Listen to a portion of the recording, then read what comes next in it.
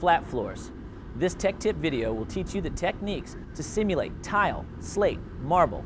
Definitely a silver bullet to add to your CTI arsenal.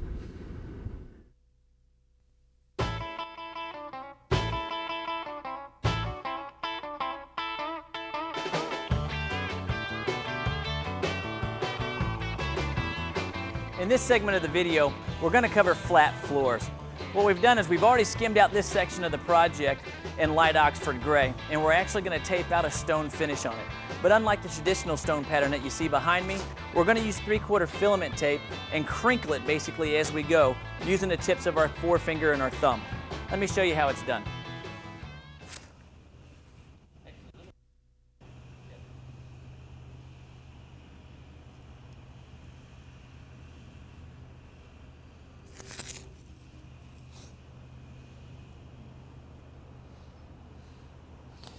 Just by twisting the tape back and forth with my fingers, we're getting a crinkled grout line look. And actually it doesn't look as nice as it does until you pull the tape. All the little side marks that you see here from us twisting the tape, once we pull it, actually show up as an imperfect stone, or a stone that was more chipped or chattered along the edges, which gives more of a natural look than having a nice straight line.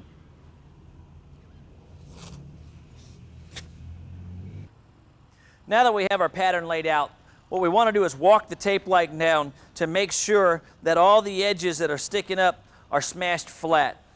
In addition to that, we're going to come over here and put in our hopper gun the first spray that we're going to spray down. This is our main spray for the job. It's almond. What we're going to do is actually spray a fine coat over our grout lines to help prevent any bleed. We're going to let the spray over the grout line dry thoroughly before we continue on with the job. What that does is it prevents any bleed from coming in and getting underneath our tape. The grout actually over the tape is dry, preventing when we're trawling to have any mix shoot underneath.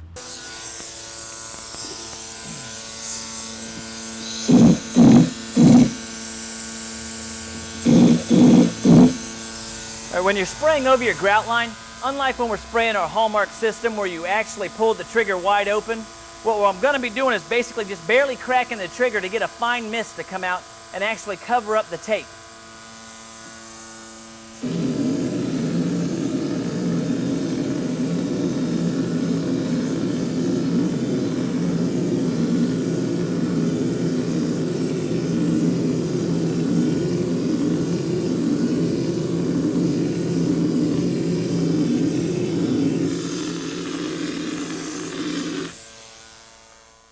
Now that our tape is down and our spray over the top of our grout lines is dry, what we're going to do is spray the rest of our product on.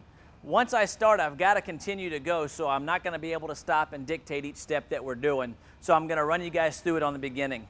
The next step I'm going to do is load dark gray into the hopper gun, and I'm going to spray some veins across this job. I'm actually going to spray two, one coming up this way and one coming up this way. Then I'm going to load the coral into that and spray about 5 to 10% across the jobs, blobs about the size of my thumbnail, to get my coverage where I want my coral to come through. The last spray I'm going to put on is the same spray that I sprayed over our tape lines with to get it to dry, and that is going to be our almond. That spray goes on a little wetter than the rest and is actually going to cover it about 80 to 90%. So with that said, here we go. I back my air pressure down so the blobs that are coming out, or the texture that's coming out, is about the size of my thumbnail. And that's what we're looking for.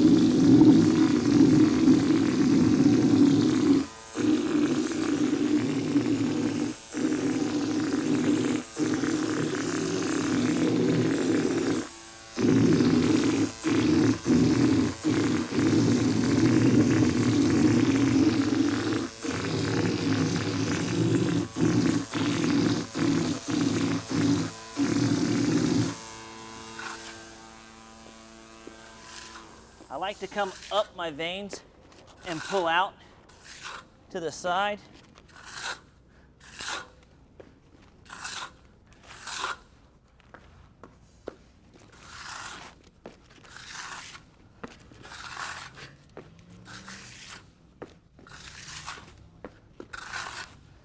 And do them first.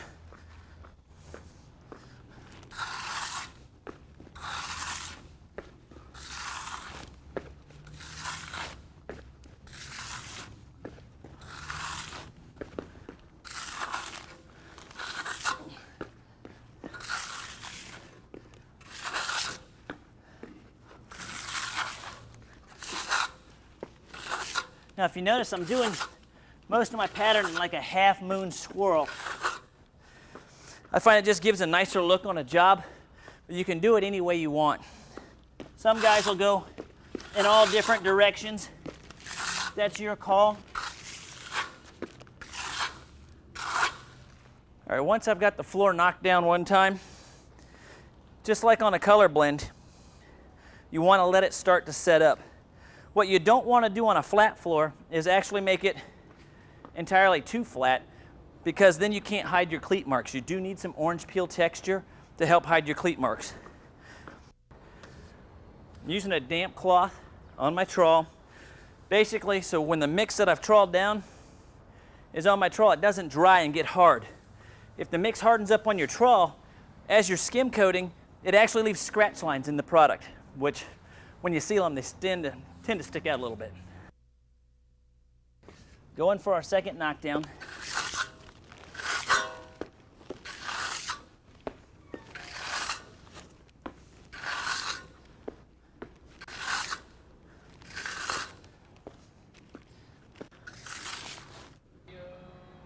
Just like in the color blend video, when doing flat floors, you don't want to get too far ahead of the guy trawling. So in this case, if I were going to do an area that was bigger than a 10 by 14, I would want one guy helping me spray and hold the hose while I was trawling and another guy feeding him with mix. You don't want to get too far ahead of the guy who's trawling, because the product will start to cure and you won't get the knockdown effect.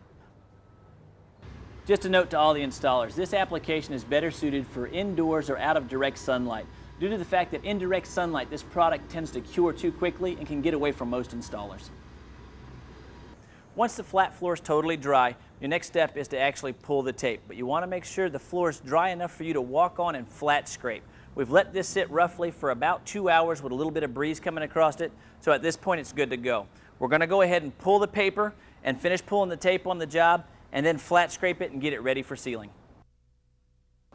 The final process before sealing your flat floor system is to flat scrape it. What you want to do is lightly hold your flat scraper at knee height, no pressure, and push it along the floor.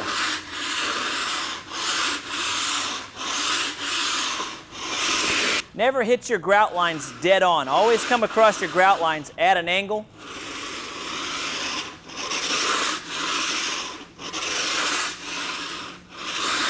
What this process actually does is if you look down here, you can see some of the debris that's still stuck to the top of the job. Part of it is actually cleat marks. As you backed out with your cleats, they actually lift up some of the materials. And by flat scraping, you can see that it takes them off.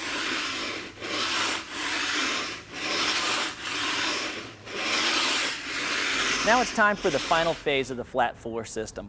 What we're going to do right now is put on our clear seal. Remember, prior to clear sealing, you want to pull your tape, broom, blow the job down, flat scrape, and get rid of all loose debris or anything that might get trapped in the sealer. Once the project's clean and ready to go, then it's time for the sealer application. Today we're actually going to be applying the 150 sealer over the top of the flat floor.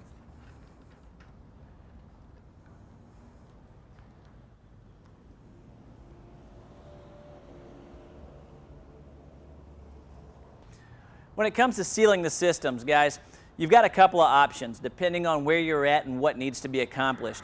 If this were an interior job and odor or solvents would be an issue, we would basically use ProGlaze 270 and AquaSeal 300 as a top coat, which would leave us with a smooth, moppable finish that wouldn't snag a mop and clean easily. Exterior, we're going to do what we just did. We're going to roll on 150, or we could opt and go ProSeal 200. We chose the 150 today for simplicity. But again, anytime you're using sealers, always refer to your spec sheet or call the 800 tech service and talk to one of the representatives here at CTI.